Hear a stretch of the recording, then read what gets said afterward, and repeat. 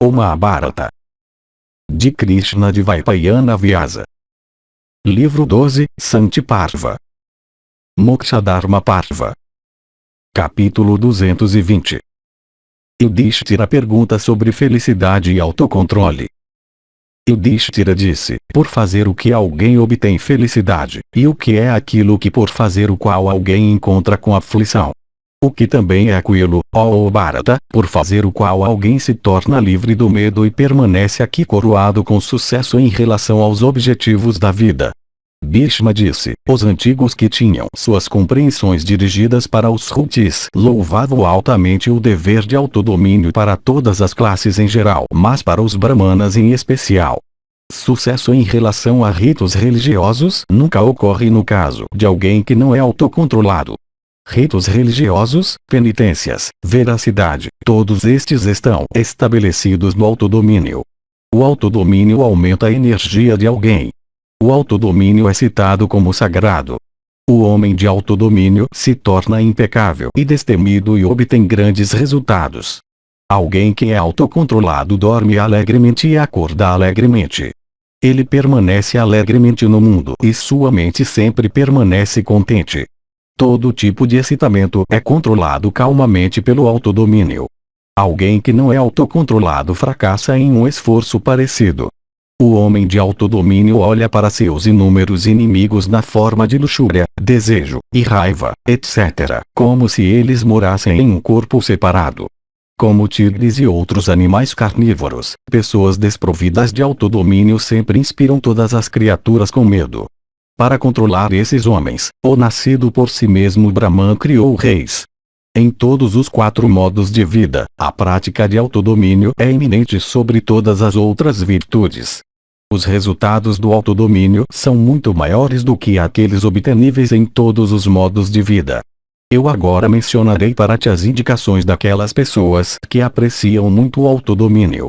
Elas são nobreza, disposição tranquila, contentamento, fé, generosidade, simplicidade invariável, ausência de loquacidade, humildade, reverência por superiores, benevolência, compaixão por todas as criaturas, franqueza, abstenção de conversa sobre reis e homens em autoridade, de todas as conversas falsas e inúteis, e de louvores e críticas a outros. O homem autocontrolado se torna desejoso de emancipação e, suportando quietamente alegrias e aflições atuais, nunca se alegra ou deprime pelas alegrias e aflições aguardadas. Desprovido de desejo de vingança e de todos os tipos de fraude, e inalterado por elogio e crítica, tal homem é bem comportado, tem boas maneiras, é puro de alma, tem firmeza ou constância, e é um mestre perfeito de suas paixões. Recebendo honras neste mundo, tal homem na vida após a morte vai para o céu. Fazendo todas as criaturas adquirirem o que elas não poderiam adquirir sem sua ajuda, tal homem se regozija, se torna feliz. Dar alimento e roupas para os pobres e necessitados em tempos de escassez é referido aqui. Dedicado à benevolência universal, tal homem nunca nutre animosidade por alguém. Tranquilo como o oceano em uma calma sem movimento, a sabedoria enche sua alma e ele nunca está alegre. Possuidor de inteligência, e merecedor de reverência universal, o homem de autodomínio nunca sente medo de alguma criatura e não é temido por alguma criatura em retorno. Aquele homem que nunca se regozija nem com grandes aquisições e que nunca sente tristeza quando oprimido pela calamidade, é citado como sendo possuidor de sabedoria contente. Tal homem é considerado como autocontrolado. De fato, tal homem é citado como um ser regenerado. Versado nas Escrituras e dotado de uma alma pura, o homem de autodomínio, realizando todas aquelas ações que são feitas pelos bons, desfruta de seus resultados superiores. Aqueles, no entanto, que são de alma pecaminosa nunca se dirigem para o caminho representado pela benevolência, perdão, tranquilidade, contentamento, gentileza de palavras, veracidade, generosidade e auxílio.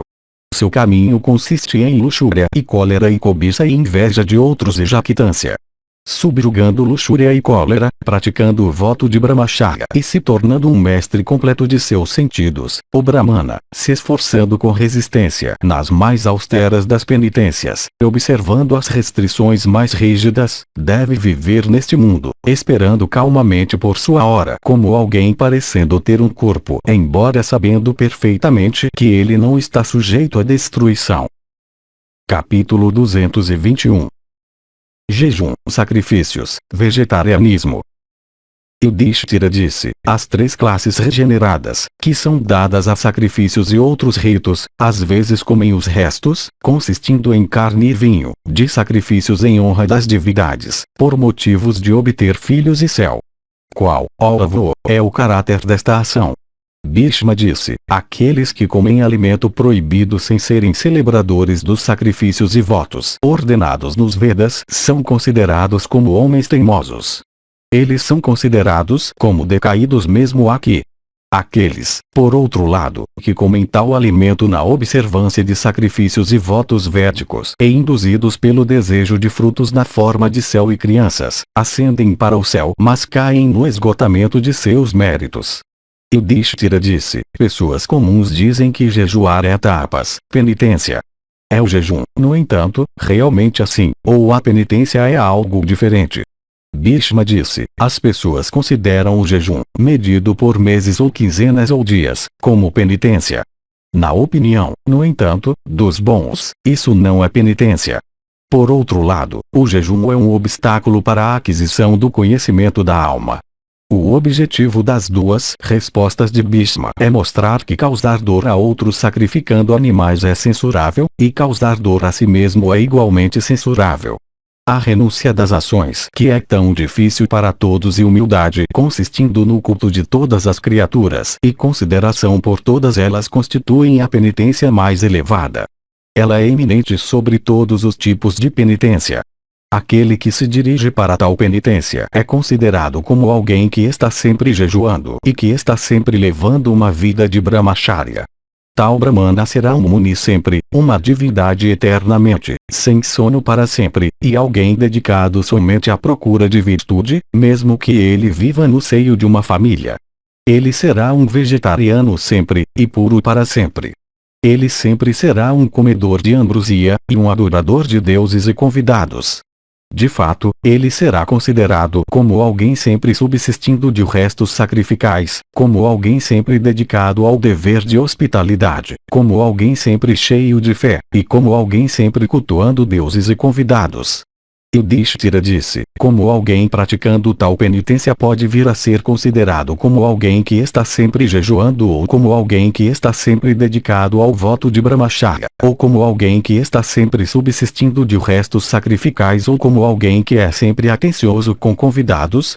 Bhishma disse: ele será considerado como alguém que está sempre jejuando se ele comer uma vez durante o dia e uma vez durante a noite nas horas determinadas, sem comer nada durante o intervalo.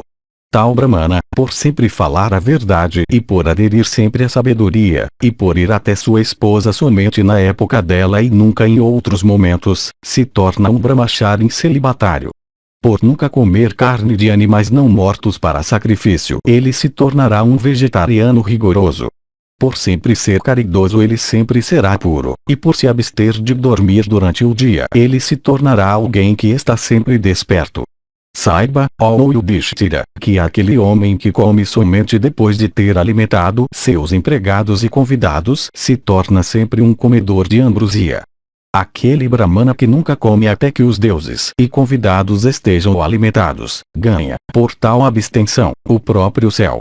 É citado como subsistindo de restos sacrificais aquele que come somente o que resta depois de alimentar os deuses, os pitris, empregados, e convidados. Tais homens ganham inúmeras regiões de felicidade na próxima vida. Para suas casas vão, com o próprio Brahman, os deuses e as apsaras. Aqueles que partilham seu alimento com as divindades e os pitris passam seus dias em felicidade constante com seus filhos e netos e finalmente, deixando este corpo, obtêm um fim muito elevado.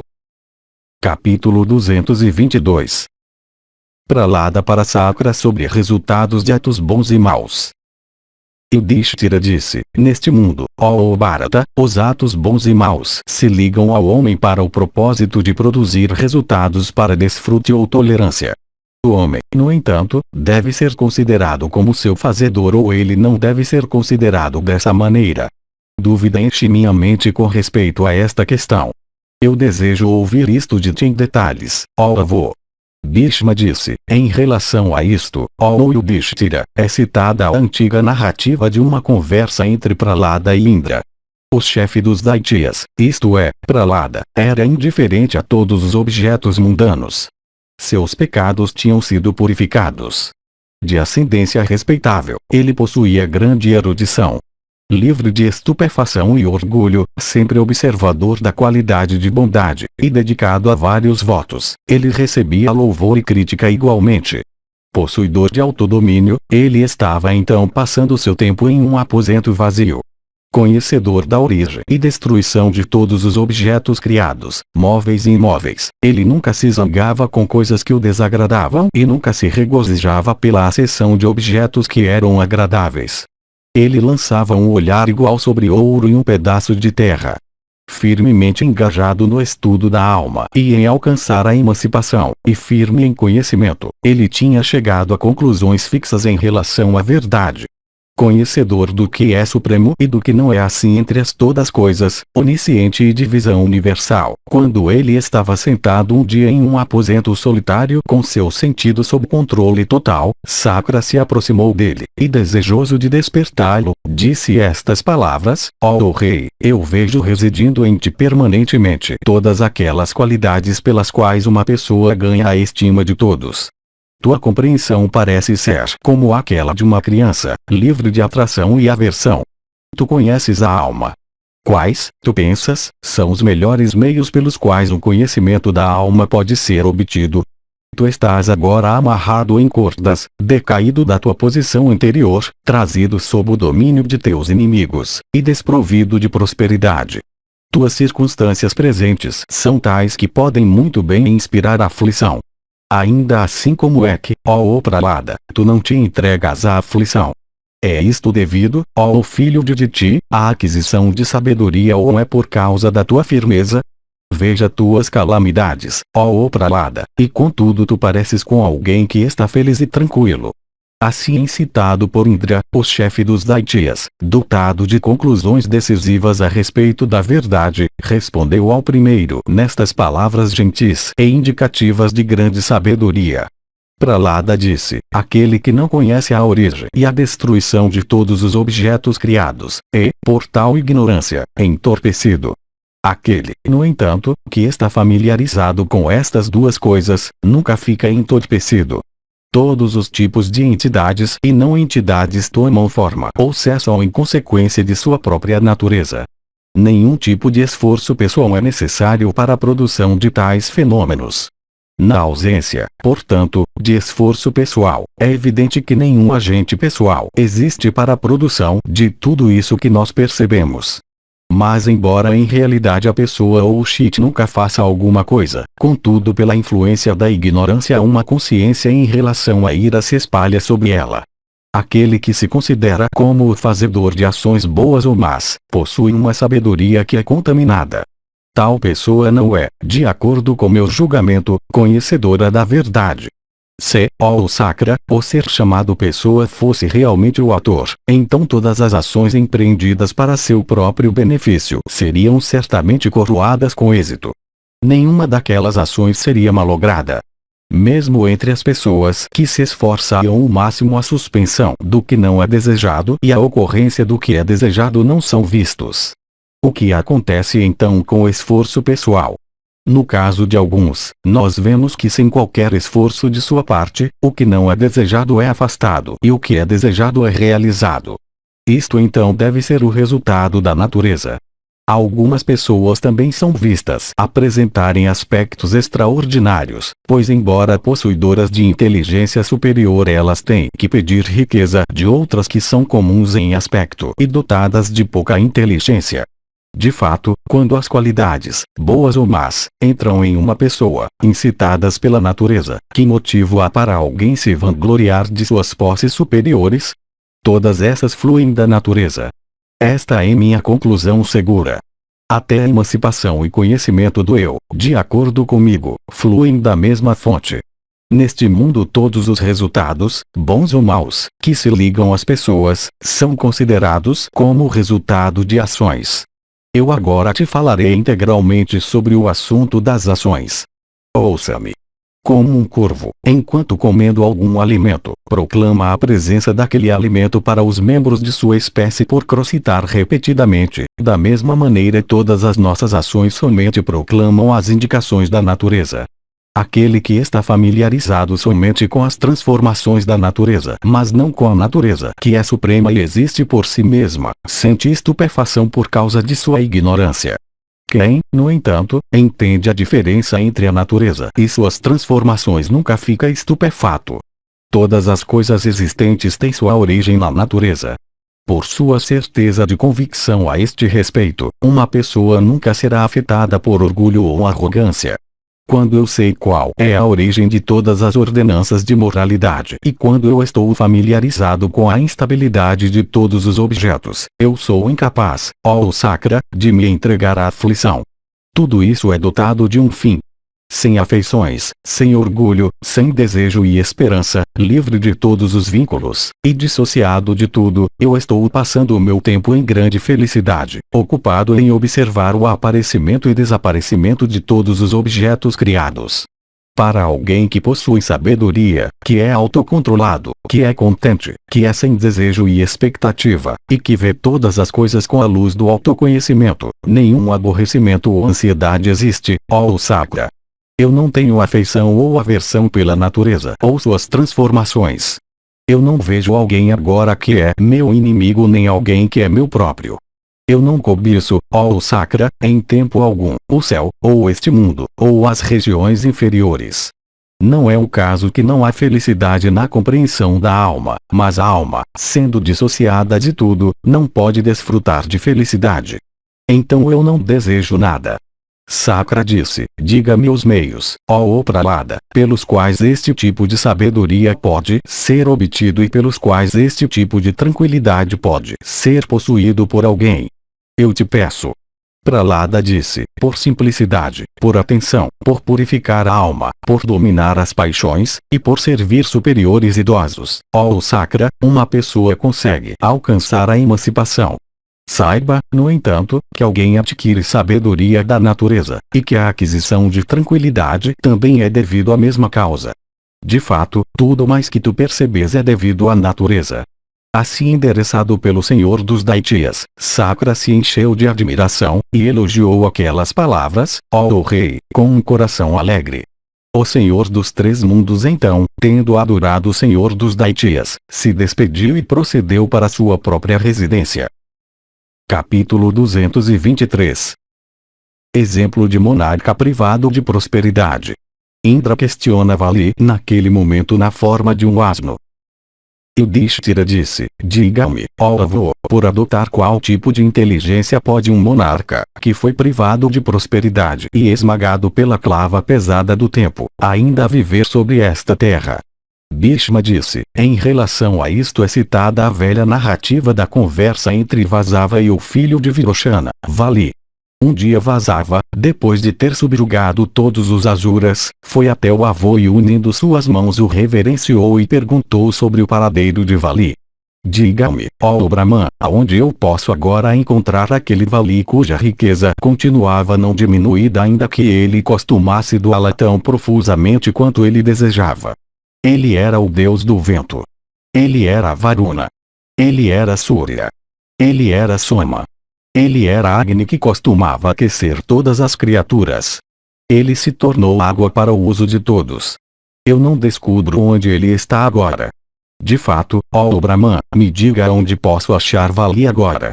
Antigamente, era ele quem costumava iluminar todos os pontos do horizonte como Surya e se pôr quando chegava a noite. Rejeitando ociosidade, era ele quem costumava despejar chuva sobre todas as criaturas na estação apropriada. Eu agora não vejo aquele Vali. De fato, me diga, ó Brahmana, aonde eu posso encontrar aquele principal dos Asuras agora? Brahman disse, não fica bem para ti, ó Magavati, perguntar dessa maneira por Vali agora. Não se deve, no entanto, falar uma mentira quando se é questionado por outro. Por esta razão, eu te falarei do paradeiro de Vali. Ó marido de Sashi, Vali agora pode ter tomado seu nascimento entre camelos ou touros ou jumentos ou cavalos, e tendo se tornado principal de sua espécie pode estar agora permanecendo em um apartamento vazio. Sakra disse, se, ó Brahman, acontecer de eu encontrar com Vali em um apartamento vazio, eu devo matá-lo ou poupá-lo. Diga-me como eu devo agir. Brahman disse, não fira Vali, ó Sakra, Vali não merece a morte. Tu deves, por outro lado, ó Vasava, solicitar instrução dele sobre moralidade, ó Sakra, como quiseres. Bhishma continuou, assim endereçado pelo Criador Divino, Indra vagou pela terra, sentado nas costas de Airavata e acompanhado por circunstâncias de grande esplendor. Ele conseguiu se encontrar com Vali, que, como o Criador tinha dito, estava vivendo em um apartamento vazio, vestido na forma de um asno.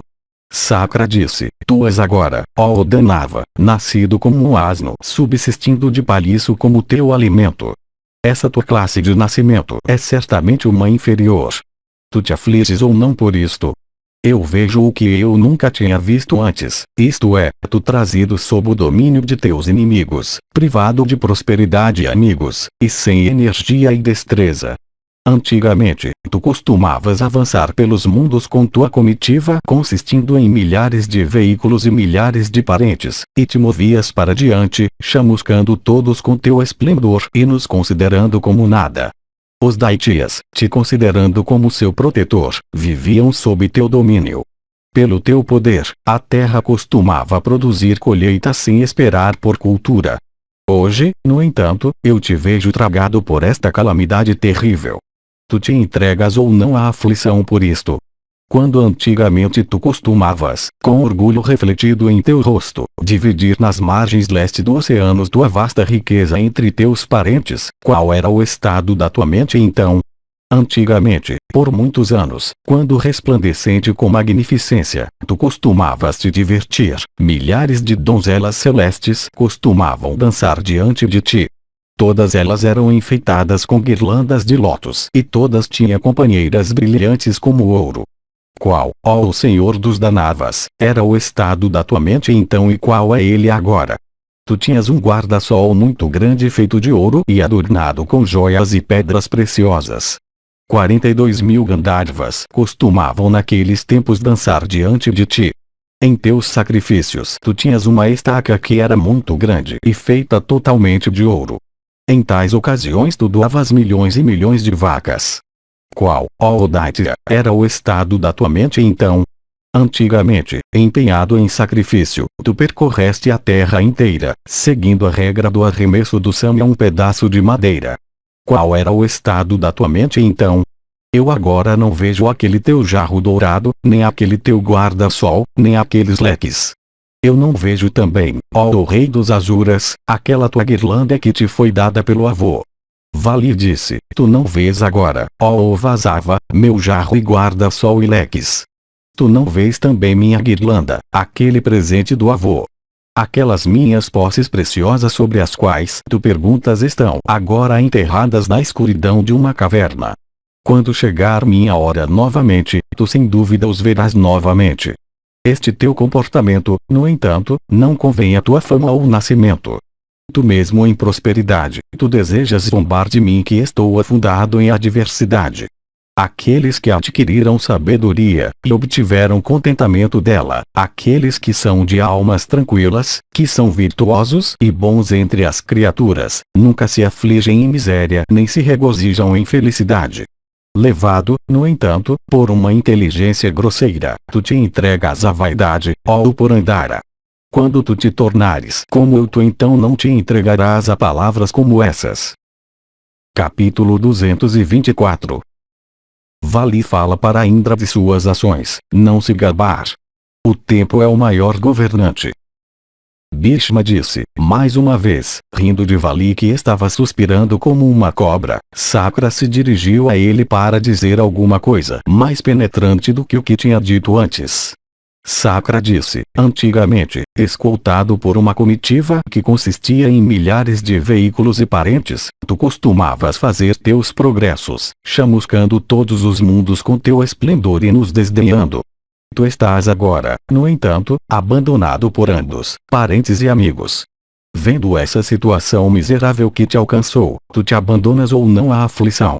Antigamente, todos os mundos estavam sob teu domínio e era grande tua alegria. Eu pergunto, tu te entregas ou não à aflição agora, por essa tua queda em relação a esplendor externo? Vali disse, considerando tudo isso como transitório, devido, de fato, à passagem do tempo, ó Sakra, eu não me entrego à aflição. Essas coisas têm um fim. Estes corpos que as criaturas possuem, ó chefe dos celestiais, são todos transitórios. Por esta razão, ó Sakra, eu não sofro por esta minha forma asinina. Nem esta forma é devido a alguma falha minha.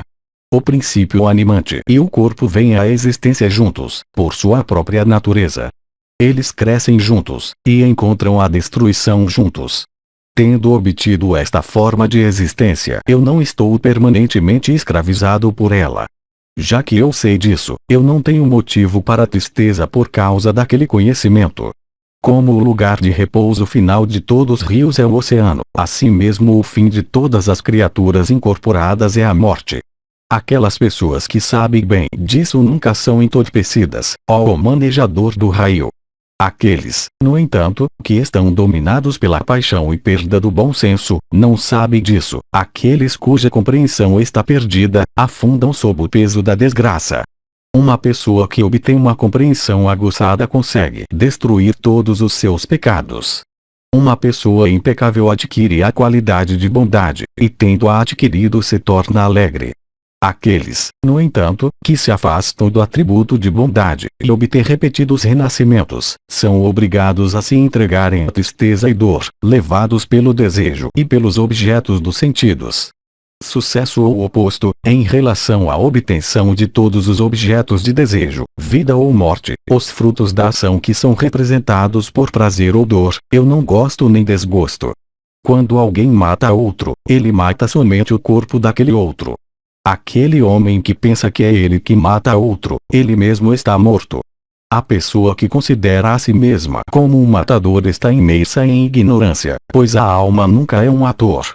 De fato, ambos, aquele que mata e aquele que é morto, são ignorantes da verdade. Aquela pessoa, ó Magavati, que tendo matado ou derrotado alguém se gaba de sua virilidade, deve saber que ele não é o ator, mas a ação da qual ele se gaba foi realizada por um agente real que é diferente. Quando vem a pergunta quanto a quem é que causa a criação e a destruição de coisas no mundo, é geralmente considerado que alguma pessoa que foi ela mesma causada ou criada causou a ação de criação ou destruição. Saiba, no entanto, que a pessoa que é assim considerada tem como já dito um Criador. Terra, luz ou calor, espaço, água e vento constituem do quinto, deste surgem todas as criaturas. Quando isto é conhecido por mim, que tristeza eu posso sentir por esta mudança em minha condição? Alguém que possui grande erudição, alguém que não tem muita erudição, alguém que possui força, alguém que é desprovido de força, alguém que possui beleza pessoal, e alguém que é muito feio, alguém que é afortunado e alguém que não é abençoado pela sorte, são todos varridos pelo tempo, o qual é profundo demais para ser sondado, por sua própria energia. Quando eu sei que eu fui vencido pelo tempo, que tristeza eu posso sentir por essa alteração em minhas circunstâncias? Alguém que queima algo queima uma coisa que realmente já foi queimada. Alguém que mata, somente mata uma vítima já morta. Alguém que é destruído já foi destruído antes. Algo que é adquirido por uma pessoa é aquilo ao qual já foi chegado e destinado para sua aquisição. Este tempo é como um oceano. Não há ilha nele. Onde, de fato, é a sua outra margem? Seu limite não pode ser visto. Mesmo refletindo profundamente, eu não vejo o fim dessa corrente contínua que é um grande ordenador de todas as coisas e é certamente celestial. Se eu não compreendesse que é um tempo que destrói todas as criaturas, então, talvez, eu teria sentido as emoções de alegria e orgulho e cólera, ó marido de Sashi. Tu vens aqui para me condenar, tendo averiguado que eu estou agora portando a forma de um asno que subsiste de palhiço e que está agora passando seus dias em um lugar solitário distante das habitações de homens. Se eu desejar, agora mesmo eu posso assumir várias formas terríveis, vendo qualquer uma das quais tu baterias em retirada rapidamente da minha presença. É o tempo que dá tudo e também tira tudo. É o tempo que ordena todas as coisas. Ó Sacra, não te gabe de tua virilidade. Antigamente, ó Purandara, em ocasiões de minha ira tudo costumava se tornar agitado. Eu sou conhecedor, no entanto, ó Sacra, dos atributos eternos de todas as coisas no mundo. Conheça tu também a verdade. Não te permita ficar maravilhado. A riqueza e sua origem não estão sob o controle de alguém. Tua mente parece ser como aquela de uma criança. Ela é a mesma que era antes.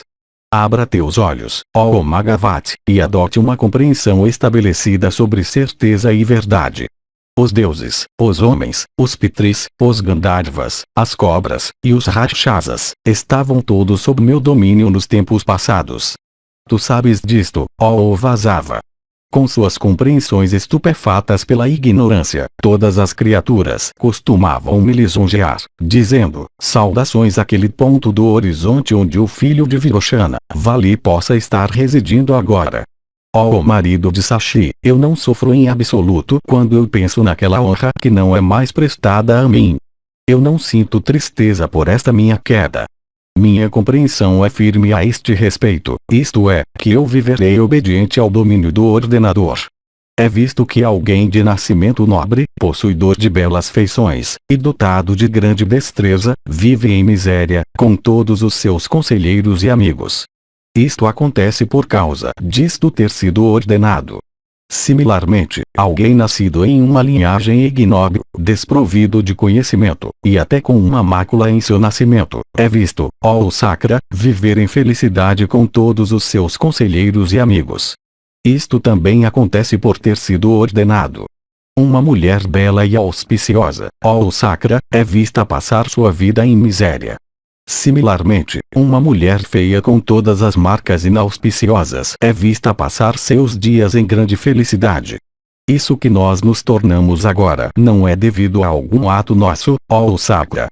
Que tu és assim agora não é devido, ó manejador do raio, a qualquer ação tua. Tu não fizeste alguma coisa, ó tu de 100 sacrifícios, pela qual tu estás agora desfrutando dessa afluência.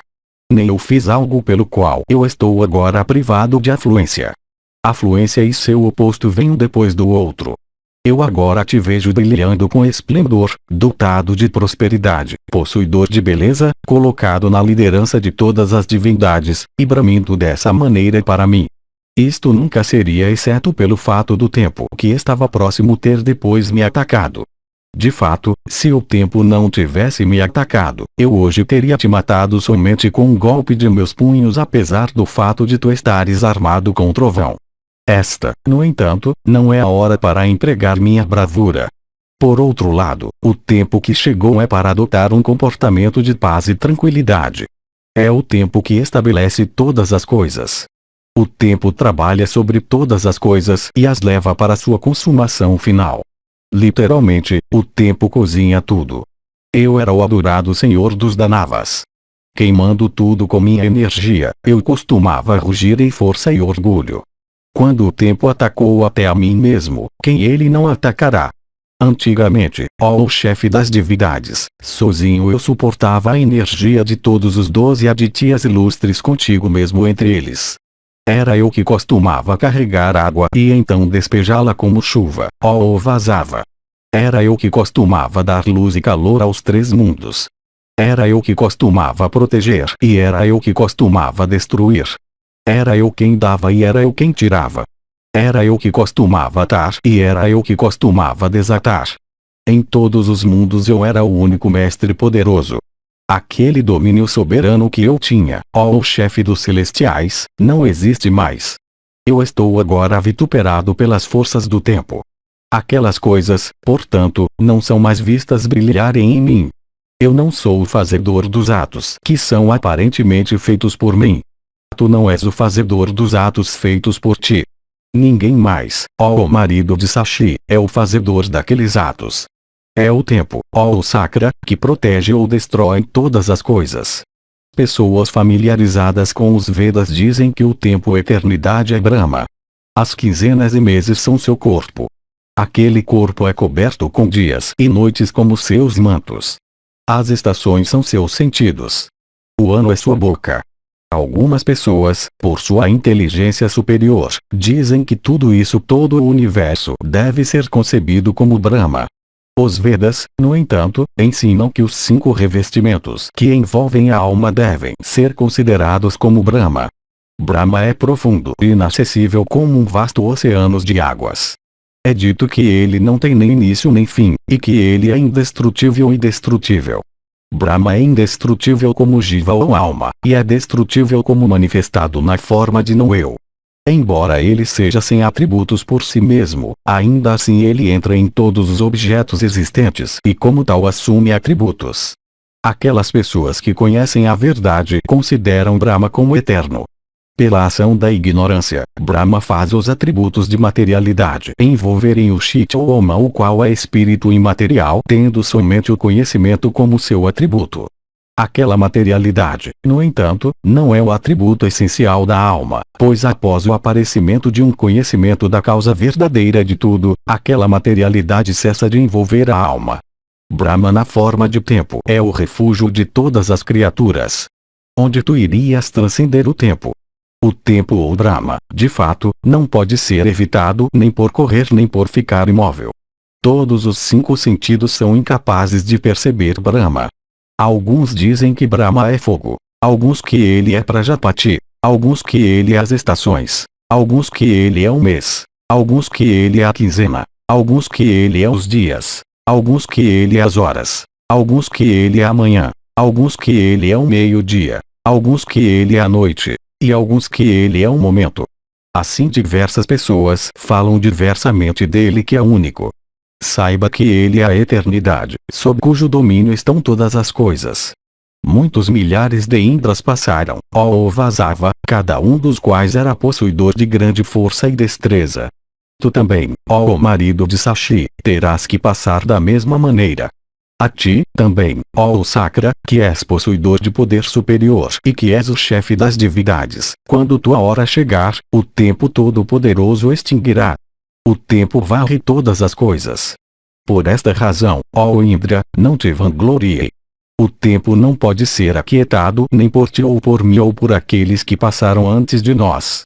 Esta prosperidade real que tu alcançaste e que tu pensas estar além de comparação, antigamente era possuída por mim. Ela é insubstancial e irreal. Ela não mora muito tempo em um lugar. De fato, ela morou em milhares de Indras antes de ti, todos os quais, também, eram muitíssimo superiores a ti. Instável como ela é, me abandonando ela agora se aproximou de ti, ó o chefe das divindades. Ó Sakra, não te entregue a tal jactância novamente. Cabe a ti te tornares tranquilo. Sabendo que tu és cheio de vaidade, ela logo te abandonará. Capítulo 225. Deusa da prosperidade deixa Vali por Indra. Bhishma disse, depois disso, aquele de 100 sacrifícios viu a deusa da prosperidade, em sua própria forma incorporada que brilhava em esplendor, sair da forma de Vali de grande alma. O ilustre castigador de Paka, vendo a deusa brilhando com radiância, se dirigiu a Vali nessas palavras, com olhos arregalados de admiração. Sakra disse, ó Vali, quem é esta, assim brilhando com esplendor, assim enfeitada com plumas, assim adornada com pulseiras douradas na parte superior de seus braços, e emitindo dessa maneira um halo de glória por todos os lados por sua energia que está saindo do teu corpo? Vali disse, eu não sei se ela é uma donzela azura ou uma celestial ou uma humana. Tu podes questioná-la tu mesmo. Faça o que te agradar. Sakra disse, ó tu de doces sorrisos, quem és tu que és possuidora de tal brilho e adornada com plumas que emerges dessa maneira do corpo de Vali? Eu não te conheço. Bondosamente me diga teu nome. Quem, de fato, és tu que estás aqui como a própria Maya, brilhando com teu próprio esplendor, depois de ter abandonado o Senhor dos Daitias? Ó, diga-me isto conforme eu te perguntei. O rei disse: Virochana não me conhece. Este Vali, que é o filho de Virochana, também não me conhece. Os eruditos me chamam pelo nome de Dushara, alguém que é mantido com grande dificuldade. Alguns me conhecem pelo nome de Viditsa, literalmente, o desejo por ação, então fartura ou abundância, que é o resultado de ação ou labor. Eu tenho outros nomes também, ó Vasava. Eles são Buti, Lakshmi, Eshere. Todos esses nomes implicam abundância e prosperidade. Tu não me conheces, ó Sakra, nem alguma entre as divindades me conhece. Sakra disse: ó Dama, que é difícil de ser mantida, porque tu abandonas Vali agora depois de teres vivido nele por um longo tempo. Isto é devido a alguma ação minha ou é devido a alguma ação que Vali tem feito? O rei disse: nem o Criador nem o Ordenador me governam. É o tempo que me move de um lugar para outro. Ó Sakra, não desrespeite Vali. Sakra disse: por que razão, ó Deus adornada com plumas, você abandona Vali? Porque também você se aproxima de mim para viver em mim. Diga-me isto, ó alto de doces sorrisos. O rei disse: eu vivo na verdade, na caridade, em bons votos, em penitências, em destreza, e em virtude. Vali decaiu de todos esses. Antigamente, ele era devotado aos Brahmanas. Ele era sincero e tinha controlado suas paixões. Ultimamente, no entanto, ele começou a nutrir sentimentos de animosidade em direção aos Brahmanas e tocou manteiga clarificada com mãos sujas. Isto é, com mãos não lavadas, de se erguer de suas refeições ou enquanto continuando com suas refeições. Antigamente, ele estava sempre empenhado na realização de sacrifícios. Finalmente, cegado pela ignorância e afligido pelo tempo, ele começou a se gabar perante todas as pessoas, dizendo que suas adorações em direção a mim eram incessantes.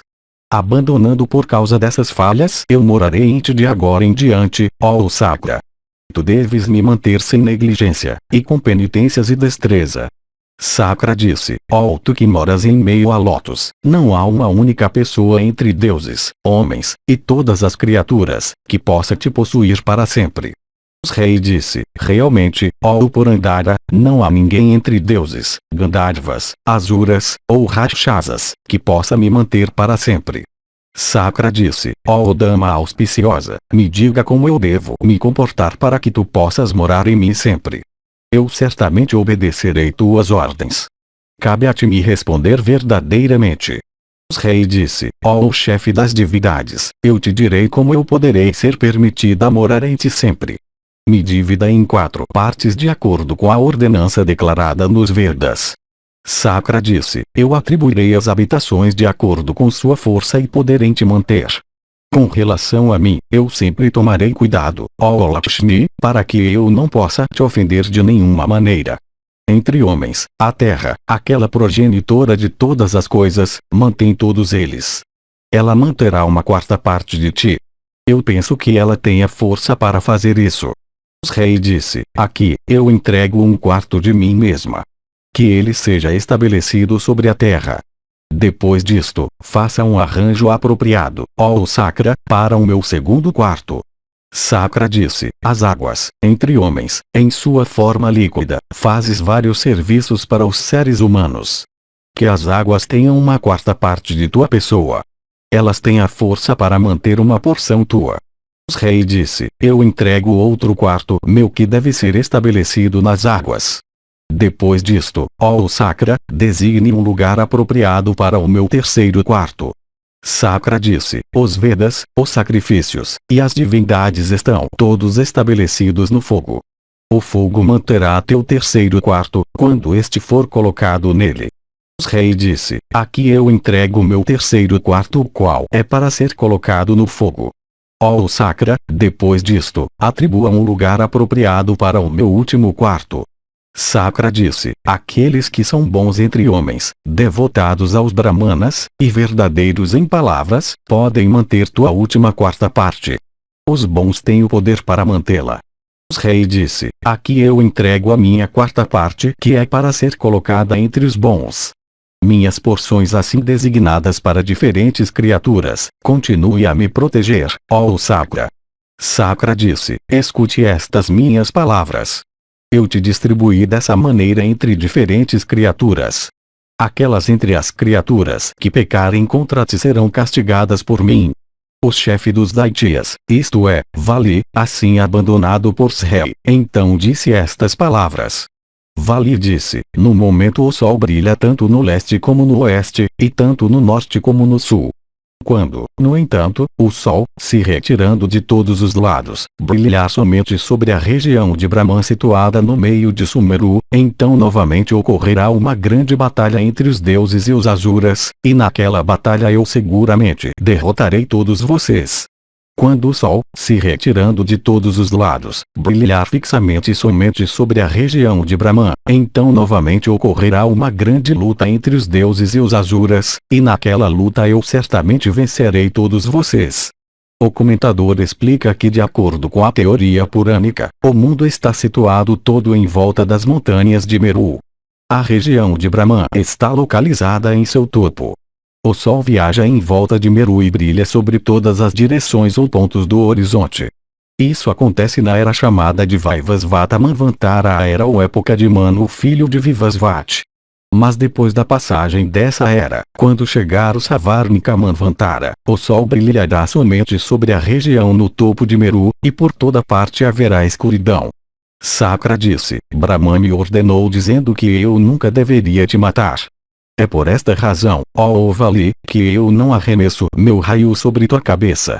Vá para onde quer que tu queiras, ó chefe dos Daitias. Ó grande Asura, paz para ti. Não virá época quando o sol brilhará somente do meridiano. O alto-nascido Brahman antes disso ordenou as leis que regulam os movimentos do sol. Dando luz e calor para todas as criaturas, ele segue em frente sem cessar. Por 6 meses ele viaja em uma direção norte e então nos outros 6 em uma direção sul. O sol viaja por estas direções uma depois da outra, criando o inverno e verão para todas as criaturas. Bhishma continuou: assim endereçado por Indra, ó Bharata, Vali, o chefe dos Daitias, foi para o sul. Por Andara procedeu em direção ao norte. Indra de 1000 olhos, depois de ter escutado aquele discurso de Vali que era caracterizado por uma total ausência de orgulho, então ascendeu aos céus.